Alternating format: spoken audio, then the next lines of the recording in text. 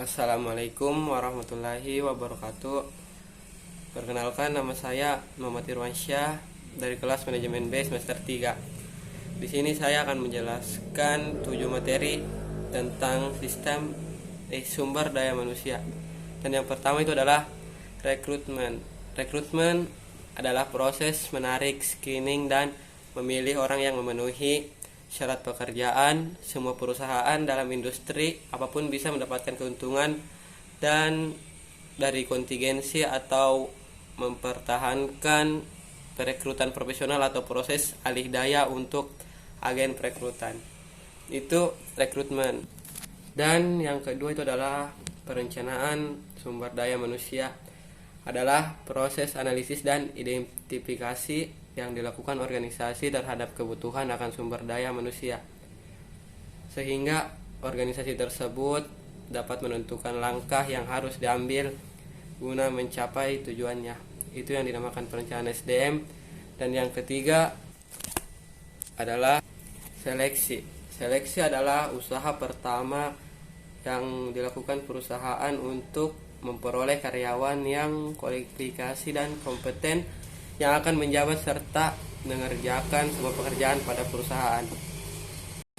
Dan seleksi itu biasa dilakukan ketika kita ingin melamar sebuah pekerjaan di perusahaan ataupun yang lainnya. Dan yang keempat itu ada penempatan atau placement, adalah tindakan dari seleksi, yaitu menempatkan calon karyawan yang diterima lulus seleksi pada jabatan atau pekerjaan yang membutuhkannya dan mendelegasikan wewenang kepada orang tersebut, dan itu yang dinamakan penempatan. Adapun yang kelima itu adalah kompensasi. Kompensasi adalah segala sesuatu yang diterima baik berupa fisik maupun non fisik. Kompensasi juga berarti seluruh atas jasa atau hasil dari pekerjaan dalam sebuah perusahaan dalam bentuk uang atau barang, baik secara langsung maupun tidak langsung. Contohnya, tahu kayak tukang bangunan, kita itu diupah per hari atau per minggu, dan sedangkan karyawan itu digaji per bulan. Itu yang dinamakan kompensasi. Dan adapun dua jenis kompensasi, yaitu yang pertama kompensasi langsung, adalah segala macam imbalan yang berwujud uang seperti gaji, macam-macam tunjangan, THR, intensif, komisi, bonus, pembayaran, prestasi, pembagian laba perusahaan, dan opsi saham. Adapun kompensasi tidak langsung yaitu berwujud uang yang diberikan perusahaan kepada para karyawan secara tidak langsung, melainkan melalui pihak ketiga. Misalnya perusahaan mengikut sertakan para karyawannya dalam program perlindungan dalam kesehatan.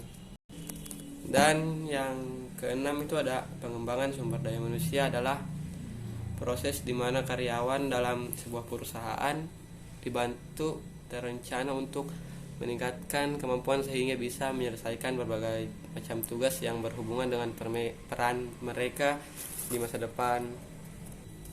Dan adapun selanjutnya itu adalah karir, merupakan suatu proses yang sangat penting bagi perusahaan untuk melakukan pengembangan karir karyawan ke arah yang lebih baik.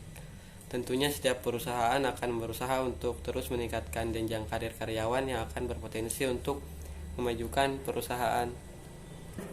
Adapun tujuan karir, yaitu yang pertama untuk mencapai tujuan karyawan dan perusahaan, yang kedua membuktikan kesejahteraan karyawan, ketiga membantu karyawan dalam mengidentifikasi potensi atau skill, keempat menjalin hubungan yang erat antara karyawan dan perusahaan, dan yang kelima bukti untuk tanggung jawab sosial, dan yang terakhir memperkuat pelaksanaan dalam tujuan perusahaan. Dan manfaat karir itu mengembangkan kualitas kinerja karyawan dan memahami manfaat dari membangun kerja sama dengan perusahaan. Yang kedua, meningkatkan moral karyawan untuk proses pengaplikasian karir mereka di suatu organisasi atau perusahaan. Itu manfaat karir.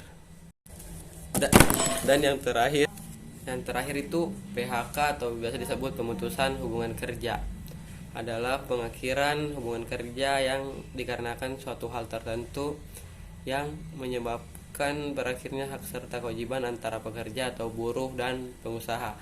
Itu berdasarkan Undang-Undang Nomor 13 Tahun 2003 tentang ketenaga kerjaan. Sekian, terima kasih. Assalamualaikum warahmatullahi wabarakatuh.